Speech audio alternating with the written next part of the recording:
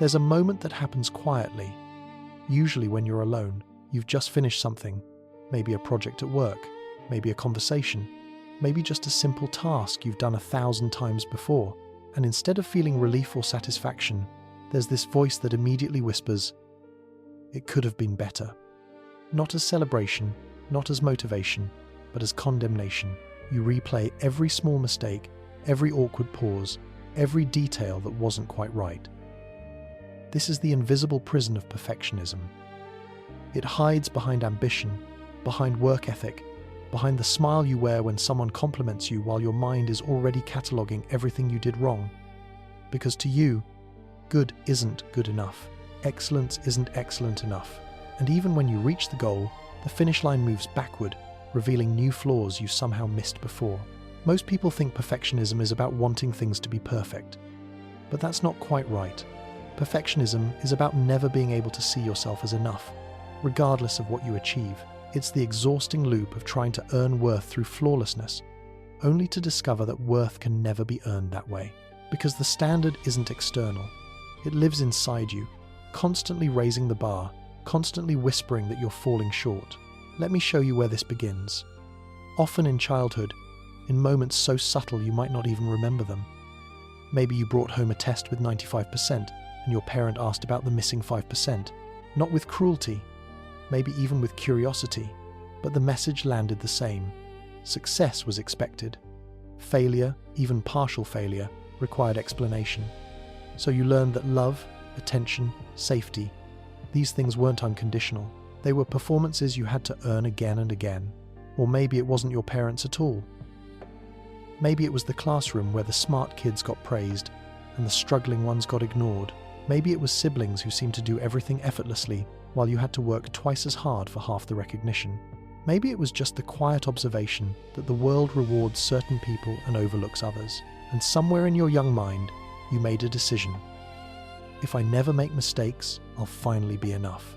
That child is still inside you, still trying, still hoping that this time, if you just get it right, the anxiety will finally stop. But here's what that child doesn't know yet. Perfectionism isn't protection, it's punishment. It's the mind's attempt to control an uncontrollable world by controlling yourself so rigidly that there's no room left to breathe. Psychologically, perfectionism is rooted in something called conditional self-worth. It means your value as a person feels tied to your performance, your achievements, your ability to meet impossibly high standards. When you succeed, you feel temporarily okay, but the relief never lasts because the next challenge is already waiting. When you fail, even slightly, it doesn't feel like a mistake. It feels like proof of something deeply wrong with who you are. This creates a devastating cycle. You set unrealistic expectations because anything less feels like giving up. You work yourself into exhaustion trying to meet them. You achieve something remarkable but immediately dismiss it because it wasn't perfect. And then you set even higher standards next time, convinced that if you just try harder, the feeling of not enough will finally go away. But it never does, because the problem isn't your performance. The problem is that you're asking your achievements to do something they were never meant to do. You're asking them to prove your worth, and here's the cruelest part. Perfectionism disguises itself as ambition. Society celebrates it, rewards it, calls it drive or dedication or strong work ethic. So you wear your exhaustion like a badge of honor. You tell people you're just detail-oriented, or I have high standards for myself. And everyone nods approvingly because we live in a culture that worships productivity and mistakes perfectionism for excellence. But perfectionism and excellence are not the same thing. Excellence is doing your best and accepting that your best is enough. Perfectionism is doing your best and believing it's still not good enough. Excellence allows for growth, for mistakes, for being human. Perfectionism demands flawlessness and punishes you when you inevitably fall short. The other is slowly killing you. You can see it in your body, the tension you carry in your shoulders, the way your stomach tightens when someone criticizes you, the insomnia that comes from replaying conversations and wondering what you should have said differently. Perfectionism doesn't just live in your thoughts, it lives in your nervous system, keeping you in a constant state of alert, scanning for mistakes, preparing for judgment, never allowing you to fully rest. Researchers have found that perfectionism is strongly linked to anxiety, depression, and even physical health problems. Because when your worth feels conditional, when you believe you have to earn your right to exist through flawless performance, your body never truly feels safe. It stays in survival mode, pumping stress hormones, keeping you vigilant, waiting for the next moment you'll be exposed as not good enough. And the tragedy is that perfectionism often begins as an attempt to avoid pain. But perfectionism itself becomes the source of the deepest pain, because no matter how hard you try, perfection is impossible. And every day you chase it, you're essentially telling yourself that who you are right now, flawed and human and trying, is not acceptable. Think about how this shows up in relationships. You overthink every text message, analyzing tone and word choice. Terrified of saying something wrong, you apologize constantly, even for things that don't need apology. Because you're always assuming you've done something to upset someone, you struggle to accept compliments because your mind immediately lists all the ways you don't deserve them. And you have trouble being vulnerable because vulnerability means showing your imperfections, and imperfections feel dangerous. So you perform. You present the most polished version of yourself, the one that never struggles, never doubts, never needs help. And people might admire you for your competence, your reliability, your seeming confidence, but they don't really know you. Because the real you, the one who's tired and scared and desperately trying to hold it all together, that version stays hidden. And the loneliness of that, the exhaustion of never being able to let your guard down, it becomes its own kind of suffering. In work, perfectionism can look like success. You meet every deadline, exceed every expectation, produce high-quality results. But internally, you're drowning. You procrastinate because starting feels overwhelming when the standard is flawlessness. Or you work yourself into burnout, staying up late, skipping meals, sacrificing everything else in your life because the project has to be perfect. And even when you succeed, there's no joy in it. Just relief that you didn't fail, followed immediately by anxiety about the next task. This is what psychologists call maladaptive perfectionism. It's the kind that doesn't drive you toward growth, but toward self-destruction. It's the voice that says one mistake means total failure, that anything less than the best is worthless, that your value as a human being is measured by your output. And that voice, no matter how much you achieve, will never be satisfied. Because it's not actually about achievement. It's about an unhealed wound that keeps demanding impossible standards as proof that you deserve to exist. But here's what you need to understand. That wound, that deep belief that you're not enough, it didn't come from you. It was planted by experiences that taught you love and acceptance were conditional, by a world that often values what you do more than who you are, by moments when you felt invisible unless you were exceptional. And you internalized that message so deeply that now you carry it everywhere, applying it to everything, never questioning whether it's actually true. The truth is this: your worth is not conditional. It never was. You don't have to earn the right to be loved, to be seen, to take up space in this world. You are enough, not because of what you achieve, but because you exist. That might sound like empty words right now, especially if you've spent your entire life believing the opposite. But it's the foundation of healing, the understanding that worth is inherent, not earned. Healing from perfectionism doesn't mean lowering your standards or becoming lazy. It means learning the difference between striving and suffering. It means setting goals because they matter to you, not because you're trying to prove something. It means allowing yourself to be a beginner, to make mistakes, to produce work that's good enough without being perfect. And most difficult of all, it means sitting with the discomfort of not being exceptional and realizing that your value doesn't disappear when you're ordinary. This is terrifying for perfectionists. Because if your worth isn't tied to your achievements, if you can't earn love through flawlessness, then what? What happens if you're just human, just average, just trying your best? The fear is that you'll be abandoned, rejected, forgotten. But the reality, the one you've been too afraid to test, is that most people don't love you because you're perfect. They love you despite your imperfections. Or more accurately, they love you, including your imperfections, because that's what makes you real. Think about the people you love most. Do you love them because they're perfect? Or do you love them for their quirks, their vulnerabilities, their humanity? Chances are, The things you cherish most about them are the imperfect parts. The way they laugh too loud, or get nervous about silly things, or burn dinner but try anyway. Those imperfections don't diminish your love, they deepen it, because perfection is cold, distant, untouchable.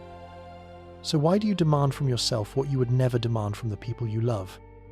Why do you hold yourself to standards that, if someone else tried to impose them on you, you'd recognize as cruel? This is the question that begins to crack open the prison of perfectionism, not through achieving more, but through questioning the very foundation of why you're trying so hard in the first place.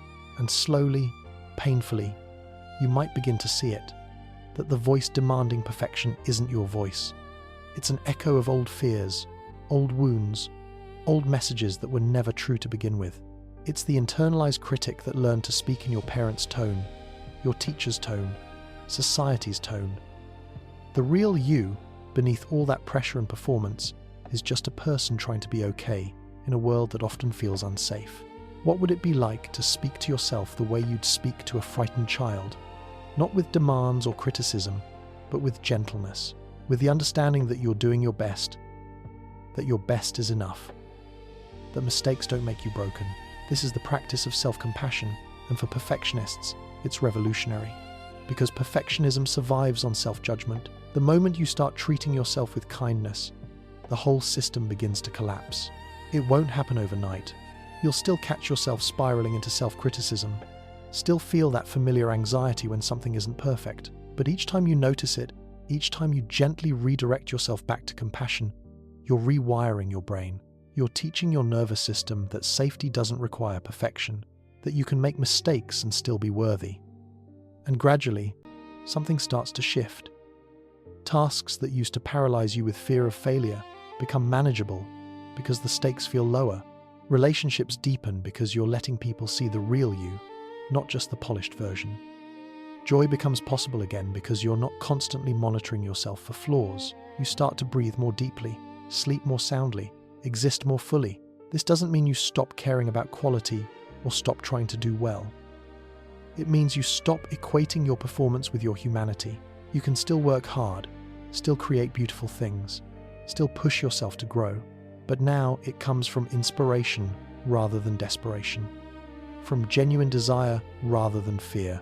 And when you stumble, when things don't go as planned, when you're not perfect, you don't collapse into shame. You just acknowledge it, learn from it, and keep going. Because here's the secret perfectionism never wanted you to know. You are already enough, not the future version of you who finally gets everything right. Not the imaginary version who never makes mistakes. But you, right now, with all your flaws and fears and fumbling attempts, you are enough. You always have been. And the only thing that needs to be perfect is your willingness to finally believe that. The child inside you who learned that love was conditional is still waiting to hear this. That they don't have to try so hard. That they can rest. That they are loved not for what they do, but for who they are. And maybe, after all these years of chasing an impossible standard, you can finally give yourself that permission to be imperfect, to be human, to be enough. This is where healing lives. Not in finally achieving perfection, but in releasing the need for it. Not in becoming flawless, but in accepting that flaws are part of being alive. Not in earning worth, but in recognizing the worth that was always there, waiting quietly beneath all the striving and suffering. Let me tell you something about the way perfectionism moves through a life. It's not loud or obvious. It's the quiet erosion of joy, the slow disappearance of spontaneity, the gradual shrinking of the space where you allow yourself to just exist. You stop dancing because you're not good enough. You stop singing because someone might hear. You stop creating, playing, trying new things, because the gap between where you are and where you think you should be feels unbearable. This is what perfectionism steals from you. Not just peace or rest, but the ability to be a beginner. The freedom to be clumsy, awkward, uncertain. Because when everything has to be perfect, nothing can be new. And without newness, without the permission to not know, to fumble, to figure things out as you go, life becomes incredibly small. You stay in your lane, doing only what you already know you can do well. And the world of possibility that exists beyond that narrow path remains forever unexplored. Think about children. Watch how freely they move through the world. They fall down and get back up without shame. They sing off-key with complete confidence. They create art that makes no sense and display it proudly. Not because they're naive, but because they haven't yet learned that their worth depends on their performance. They haven't internalized the lie that mistakes are evidence of inadequacy. They're just being, just doing, just alive in the moment, without the constant weight of self-judgment. You used to be that child. Before the world taught you to be careful, to monitor yourself, to measure your worth against impossible standards, there was a version of you who tried things just because they seemed interesting, who spoke without rehearsing every word, who existed without constant self-evaluation. They're still inside you, buried beneath years of learned perfectionism, waiting for permission to come back out. But perfectionism built walls around that child. Because somewhere along the way, you learned that the world isn't always safe, that people can hurt you, that vulnerability can be weaponized. So you decided that if you could just be perfect enough, you could protect yourself from that pain. If you never gave anyone a reason to criticize you, they couldn't hurt you. If you were flawless, you'd be invincible. Except it didn't work that way. Because perfection isn't armor. It's a cage. And inside that cage, you're still the same person with the same fears, but now you're also exhausted from the constant performance. You're isolated because no one really knows you. You're anxious because maintaining the illusion of perfection requires constant vigilance. And you're lonely in a way that's hard to explain because even when you're surrounded by people who admire you, you know they're only seeing the mask. Here's what makes perfectionism so insidious. It promises safety but delivers prison. It promises worthiness but delivers shame. It promises that if you just try hard enough, you'll finally feel okay. But the truth is that no amount of achievement will ever fill the hole that perfectionism creates. Because the hole isn't about what you lack, it's about the lie you believe. The lie that says you have to earn your right to be here. And that lie permeates everything. It shows up in how you talk to yourself, the harsh internal dialogue that would horrify you if you heard someone speaking that way to another person. It shows up in how you handle mistakes, turning minor errors into catastrophic evidence of your inadequacy. It shows up in how you receive love, always suspecting that if people really knew you, they'd leave. Because deep down, perfectionism whispers that the real you isn't good enough. But here's the paradox that perfectionism can never resolve. The more perfect you try to be, the more disconnected you become from yourself, because perfection requires that you hide, edit, and suppress everything that doesn't fit the ideal image. Your anger, your sadness, your confusion, your needs, all of it has to be managed, controlled, kept out of sight. It's a carefully constructed performance that exhausts you to maintain. Think about the last time you felt truly relaxed, truly yourself. Chances are, it wasn't in a situation where you were trying to impress anyone or prove anything. It was probably a moment where you forgot to monitor yourself, where you laughed too loud or said something silly or let your guard down completely. Those moments feel like relief because they are relief. Brief escapes from the constant pressure of having to be perfect. But for many perfectionists, those moments are rare and fleeting, quickly followed by shame for letting the mask slip. The exhaustion of perfectionism isn't just mental. It's physical, emotional, spiritual. Your body stays tense, always ready for criticism, always braced for judgment. Your emotions become muted because feeling too much might lead to losing control. And spiritually, you lose touch with the deeper questions of meaning and purpose because you're so consumed with the surface-level question of whether you're good enough. Life becomes about management rather than experience, about control rather than connection. Psychologists have identified different types of perfectionism, but they all share a common thread. Self-oriented perfectionism is when you hold yourself to impossibly high standards. Other-oriented perfectionism is when you demand perfection from those around you. And socially prescribed perfectionism is when you believe that others expect perfection from you. But regardless of the type, the underlying belief is the same, that human value is conditional, that worth must be earned, that imperfection equals unworthiness, and this belief system is reinforced everywhere you look. Social media shows you everyone's highlight reels, making it seem like everyone else has it all together. Work culture glorifies those who sacrifice everything for their careers. Education systems often reward perfection over curiosity. Even well-meaning parents and teachers sometimes inadvertently send the message that love and approval are tied to achievement. So it's no wonder that perfectionism has become an epidemic, especially among younger generations who've grown up in this pressure cooker of constant comparison and performance. But here's what research tells us. Perfectionism is getting worse, not better. Studies tracking perfectionism levels across decades show significant increases, particularly in self-oriented and socially prescribed perfectionism. More people than ever before report feeling like they have to be perfect to be acceptable. And the mental health consequences are staggering. Rates of anxiety, depression, eating disorders, and suicide have all been linked to rising perfectionism. This isn't just about individual struggles. It's about a culture that's making people sick with impossible standards. Yet, even knowing all this, letting go of perfectionism feels terrifying. Because if you're not perfect, then what? If you stop trying to control every detail, if you allow yourself to be messy and imperfect and human, what happens then? The fear is that everything will fall apart, that you'll become lazy or mediocre, that people will finally see that you're not actually as capable as they thought. But this fear is the voice of perfectionism itself, the last desperate attempt to keep you trapped. The truth is very different. When you start releasing perfectionism, when you begin allowing yourself to be imperfect, you don't fall apart. You come together. The energy you are spending on constant self-monitoring becomes available for actual living. The mental space occupied by self-criticism opens up for creativity, curiosity, connection, and the terror you felt about being exposed as imperfect gradually transforms into the relief of finally being real. This transformation doesn't happen through willpower or by simply deciding to care less.